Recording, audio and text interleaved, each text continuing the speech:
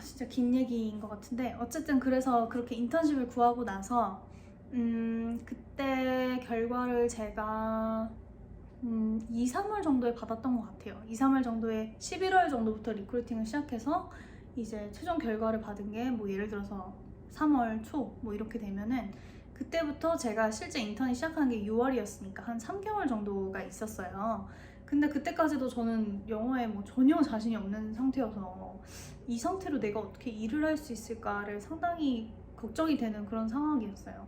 그래서 그때 100일 동안 거의 3달 정도가 한 100일이죠. 100일 동안 뭐 100시간 영어 챌린지 이래가지고 그 100시간 동안 내가 영어를 입 밖으로 내자 이렇게 생각을 해서 되게 여러 가지 방법으로 영어를 공부하는 걸 했었어요.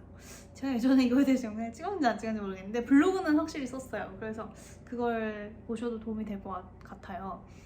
뭐 그래도 언어라는 게 뭐 단기간 안에 엄청 빠르게 느는 건 아니니까 한계는 있었지만 그래도 제 스스로가 뭐라도 엄청 열심히 노력을 했기 때문에 끝에 가서는 조금은 더 자신감이 있는 상태로 인턴십에 들어갈 수 있었던 것 같아요.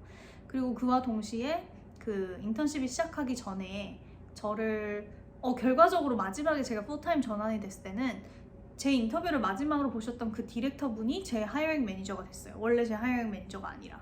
그래서 그것도 되게 신기했는데 어쨌든 그 분이 그 인턴 시작하기 전부터 굉장히 많이 따로 커넥트를 해가지고 앞으로 어떤 일을 하게 될지도 좀 안내를 해주셨고, 그리고 그 그로스 제가 관심 있다고 하니까 거기에 되게 좋은 그 교육 프로그램을 소개를 해주셨어요. Reforge라고. REFORGE. 근데 되게 비싼 건데 그분이 계정을 빌려주셔서 거기에서 제가 Reforge 수업을 미리 다 들었어요. 아예 인턴십을 시작하기 전에. 그래서 이미 약간 되게 많이 도움이 됐던 것 같아요. 원래는 그로스라는 분야에 대해서 그로스 해킹 한국에서 한때 지금도 유행하나? 유명한가? 어쨌든 그 그로스 해킹 막 이런 그 책으로만 알던 분야인데, 근데 이제 좀 더 자세하게 이게 현업에서 어떻게 쓰일 수 있고 이런 것들을 그 프레임워크를 많이 배웠던 것 같아요. 그래서 이제 인턴십을 6월 달에 시작을 하게 된 거죠. 근데 이제 뭐 몇 가지 난항은 있었어요. 그 어도비가 좀 아쉬운 게 온보딩이 회사 전체 온보딩은 그냥 정말 뭐 회사 전체 뭐 툴 사용법, 뭐 회사 복지에 관련된 막 그런 것들은 있지만 사실 팀마다 정말 다르거든요. 팀마다 이 하는 역할도 다르고 사용하는 툴도 다르고 막 다 다른데 그런 것들이 뭔가 이제 체계화가 안 돼 있어요. 제가 봤을 때는 이 HR팀에서 뭔가 좀 체계화를 해야 될 것 같아요. 이제 인턴을 뽑을 거면은 이런 것들에 대해서 너희가 적어도 알려주고 이런 꼴을 잡아서 뭐 몇 주 단위로 이런 걸 시켜야 하는 뭔가 그런 매니저에 대한 교육이라든지 그런 틀이 있어야 되는데 그런 게 너무 없어서 정말 개별 매니저들이 어떻게 그 인턴 온보딩 하느냐에 그냥 너무 달려있어요. 팀 바이 팀으로. 그랬는데 이제 제 상사도 조금 바쁘고 그러다 보니까 처음 들어왔을 때 온보딩을 엄청 잘 받은 것 같진 않아요. 이제 상사는 자기가 바쁘니까 이제 자기 밑에, 그러니까 사수처럼 원래 자기 밑에서 일하던 사람 붙여줬는데 그 사수도 너무 바쁘고 그 사수가 약간 사수복이 좀 없었어요. 그래서 첫 미팅에서 미안한데 앞으로 그냥 슬랙으로 얘기하면 안 되겠냐 이렇게 얘기를 하는 거예요. 카메라도 안 켜고 있어. 뭔가 너무 이상한데 알겠다고 이렇게 했어요. 그러고 나서 슬랙으로 막 뭐 물어봐도 답변도 하나도 안 해주고, 그래서 정말 처음에는 이 모든 걸 알아가는 게 굉장히 어려웠던 것 같아요. 그래서 사람들한테 이제 팀 사람들한테 커피챗 요청해서 1대1로 막 물어보면서 그때 가서 진짜 조금씩, 왜냐면 이 사람들도 막 미리 저한테 온보딩 할 거 준비하고 막 생각해서 저한테 뭘 말해주는 게 아니니까 그냥 막 이 사람들이랑 얘기하면서 조금씩 배우고 조금씩 배우고 조금씩 배우고 이러면서 이제 이거를 습득해 나가려고 굉장히 노력을 했던 좀 어려웠던 스타트가 있었고요. 그러고 나서 원래는 인턴이 한 3개월쯤 되니까 또 어도비에서는 인턴 엑스포라는 걸 해서 한 8월쯤에 모든 인턴들이 다 자기가 했던 그 프로젝트를 뭐 프레젠테이션처럼 이렇게 만들어서 온라인 사이트에서 서밋을 해요. 그러면 이제 그 현 직원들이 보트를 하거든요. 그렇게 해서 뭐 우승자도 나오고 막 뭐 그런 시스템인데, 그때쯤 이제 마지막 발표를 하겠거니 생각을 했는데 이제 제 매니저가 갑자기 7월쯤에 자기가 7월 한 달 동안 휴가를 가야 된다는 거예요. 그래가지고 갑자기 저한테 온 지 한 3주 만에 그 팀한테 프레젠테이션을 하래요. 근데 이게 진짜 이 온보딩도 제대로 안 돼 있고 하니까 사람들한테 막 물어보고 이 상황을 파악하느라 바쁜데 저한테 프레젠테이션을 3주 만에 뭔가 의미 있는 프레젠테이션 하라고 하니까 진짜 그냥 골치가 아팠어요. 그래서 처음에는 솔직히 그것 때문에 너무 힘들었고 정말 막 맨날 야근하고 막 이러면서 진짜 너무 힘들었는데, 그것도 그걸 발표를 해야 되니까 그것도 맨날 또 링글로 연습하고 이러면서 정말 힘들었는데, 그래도 다행히 그 발표에서 어느 정도 반응이 좋았어요. 그리고 그 발표를 준비하기 위해서 사람들이랑 미팅을 굉장히 많이 하면서 저는 그것도 되게 좋았던 것 같아요. 어쨌든 막 원래 인턴 때 무슨 커피챗 한다고 하면 막 커피챗 예시 질문도 막 쓸데없는 것들 되게 많아요. 그러니까 쓸데없다는 게 뭐 꼭 쓸데없는 건 아니고 인간관계 형성스러운 게 굉장히 많거든요. 그냥 그 사람에 대해서 알아가고 막 내 커리어에 대한 조언 듣고 막 이러는데, 저는 이제 제 성격이 좀 두루뭉술한 것보다는 현실적인 실질적인 거 얘기하는 거 좋아하는데, 실제로 제가 준비하는 이 프로젝트가 있으니까 이거에 대해서 구체적인 얘기를 막 나눌 수 있으니까 사람들이랑 진짜로 좀 더 일하는 동료로서 가까워진다라는 그 느낌이 들더라고요. 그래서 일단 그것도 너무 좋았고, 그러면서 어쨌든 간에 좀 빠르게 뭐 좋으나 싫으나 빠르게 이 전체 툴이나 이런 것들을 습득할 수밖에 없었던 것 같아요. 그래서 이제 저희가 쓰는 툴이 앰플리튜드라는 그 데이터 보는 툴이 있는데, 그것도 제가 일을 했던 인턴십 3개월 동안 그 저희 팀 전체에서 앰플리튜드를 탑3로 제일 많이 쓴 사람이었다고 하더라고요. 애널리스트들도 있는데, 그래서 그것도 저는 사실 굉장히 뿌듯했던 경험 중에 하나였어요. 첫 번째 거는 이제 거의 문제 진단이라 그래야 되나? 지금 이 스파크가 어떤 상황에 있는지, 문제가 이렇다. 그래서 앞으로는 이런 그 프레임워크를 가지고 내가 이걸 분석을 할 것이고 그렇게 해서 전략을 낼 것이다. 그냥 거의 이거였어요. 문제 진단이 거의 다였고, 그 다음에 이제 앞으로의 프레임워크, 이것만 공유하는 게 첫 번째 프레젠테이션의 그 개요였는데, 그래도 반응은 괜찮았고, 거기에서 이제 앞으로의 프레임워크에 이런 것도 더 해달라, 저런 것도 더 해달라, 저런 것도 알아봐달라, 이런 요청들을 많이 받았죠. 그러고 나서 매니저가 5주간 이제 sabbatical이라고 엄청 긴 휴가에 들어간 거예요. 그러면서 저한테 사수랑 하면 된대요. 사수는 지금 나한테 반응도 없는데. 그래가지고 와, 정말 그때도 또 좀 힘들었고, 하지만 이제 사수 말고 다른 사람, 그냥 다른 팀원 중에 저한테 좀 친절한 사람을 찾아서 그냥 그 사람을 멘토처럼 삼으면서 꾸준히 그 사람이랑 소통하면서 인턴 프로젝트를 잘 마무리할 수 있었던 것 같아요.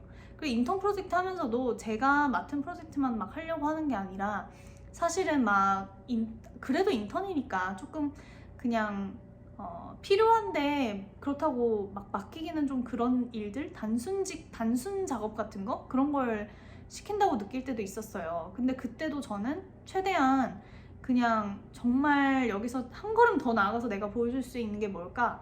라는 걸 고민해서, 정말 그 단순한 뭐 예를 들어서 엑셀 시트에 뭐 이 리스트를 다 정리하라 그랬다고 해서 뭐 그것만 정리하는 게 아니라 제 나름대로 또 그 현황에 대한 뭐 분석을 좀 더 덧붙여서 공유를 한다든지, 이렇게 해서 그게 나름대로 좀 좋은 반응을 얻었던 것 같아요. 그래서 제 상사의 상사에게서도 좀 좋은 피드백을 많이 받고, 그래서 그런 것들을 최대한 열심히 나서서 하려고 했고, 또 제가 생각나는 아이디어나 이런 게 있으면 적극적으로 이제 슬랙에도 공유하려고 하고 그랬던 것 같아요.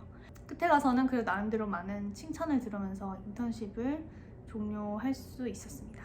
그래서 제가 제 스스로 인턴 때 정말 힘들었던 거는, 어쨌든 영어는 정말 그래도 계속 힘들었고, 그래서 계속 일하는 동안에도 링글을 계속 했었어요. 인턴 할 때는 그래도 뭐 하면서. 근데 이상하게 인턴 할 때보다는 풀타임으로 전환되고 나서는 영어가 훨씬 많이 는 것 같은데, 인턴 때는 그렇게 많이 늘었는지 모르겠어요. 뭐 그래도 늘긴 늘었겠죠?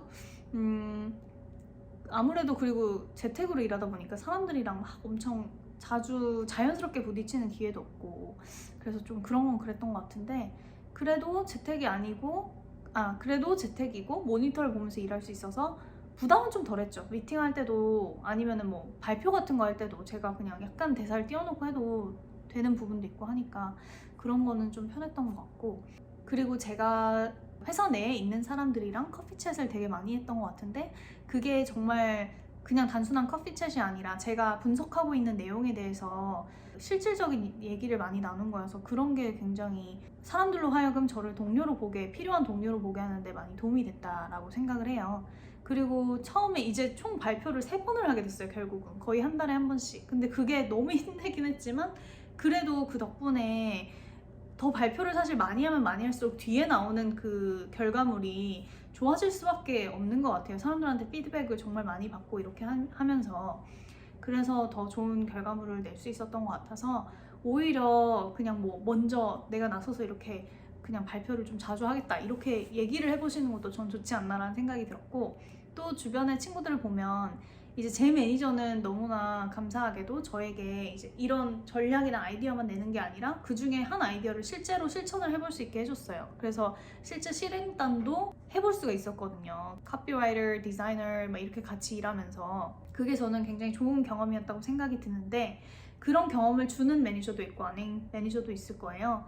그리고 이것도 회사 분위기마다 다르겠지만 만약에 내가 다른 관심 가는 팀도 있다 이 회사 내에 아니면은 뭐 내가 이런 경험도 한번 해보고 싶다 그러면은 직접 나서서 이제 사이드 프로젝트로 하는 친구들도 있더라고요. 그리고 그런 친구들의 경우에는 나중에 내가 속한 팀에서 이제 전환이 안 되더라도 그 팀에서 오히려 TO가 나오고 그 팀에서 날 되게 좋게 봐서 풀타임으로 데려가는 경우도 있다고 들었어요. 그래서 그런 옵션들도 여러 가지를 열어놓고 생각을 해보시면 그래서 커피챗이나 뭐 그런 걸 하더라도 꼭 우리 팀 안에서만 한다기보다는 그냥 이 회사에 있는 다양한 다른 사람들도 알아가 보면 그냥 멀리 봤을 때는 더 좋은 경험이 아닌가 이렇게 생각이 듭니다.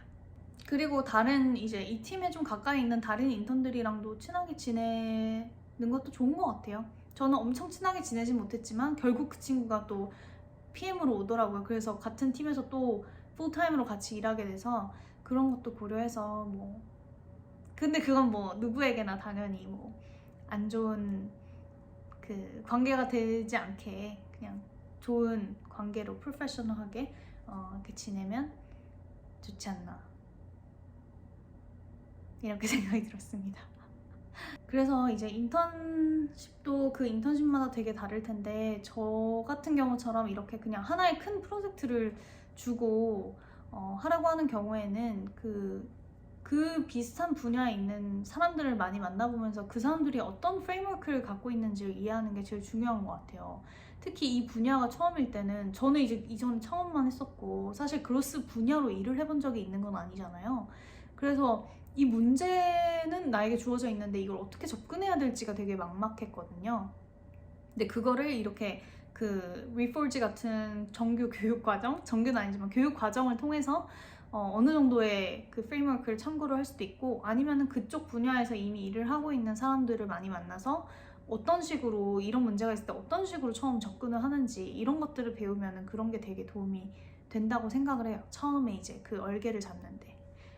그리고 이제 아웃라인을 뭐 프로젝트 최종적으로 내가 발표할 게 있다라고 하면은 그 아웃라인을 쭉 잡아놓고 그럼 이런 내용들을 얘기하려면 어떤 그 서포팅 데이터가 필요하고 뭐 어떤 질문들에 내가 대답을 해야 되는지 이런 거에서 이렇게 출발을 하면 사람들이랑 실제 커피챗을 해서 거기에서 되게 구체적인 조언을 얻기도 쉬운 것 같고 그리고 최종적인 진짜로 그 프레젠테이션을 준비하는데도 도움이 많이 되는 것 같아요.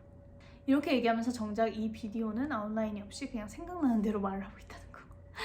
왜냐면 너무 준비해서 찍으려고 하니까 제가 너무 안 찍더라고요. 그래서 그냥 앉아서 찍기로 결정을 했습니다. 어쨌든 그렇게 인턴십에 대한 얘기는 일단 이 정도로 마무리를 해보고 또 여러분들이 궁금하신 게 있으면은 댓글로 남겨주시고 다음에는 제가 이제 풀타임으로 일하고 있는 이 어도비라는 회사에 대해서도 좀 소개를 해드리고 싶고 또 제가 일하고 있는 그 그로스 PM이라는 롤에 대해서도 한국에서 많이 흔하지 않은 것 같고 그리고 그냥 전 세계적으로도 이제 막 떠오르고 있는 것 같은데 이 롤 자체에 대해서도 좀 더 소개하는 영상을 찍도록 하겠습니다. 그리고 샘플안에 이제 왔기 때문에 채널명을 Claire SF라고 바꿔야 될지 아니면 제 남편이랑 같이 하는 채널로 만들지 굉장히 고민이 되는데 어쨌든 그런 것들은 나중에 더 얘기를 하기로 하고 또 궁금하신 게 있으면 댓글로 달아주세요. 안녕.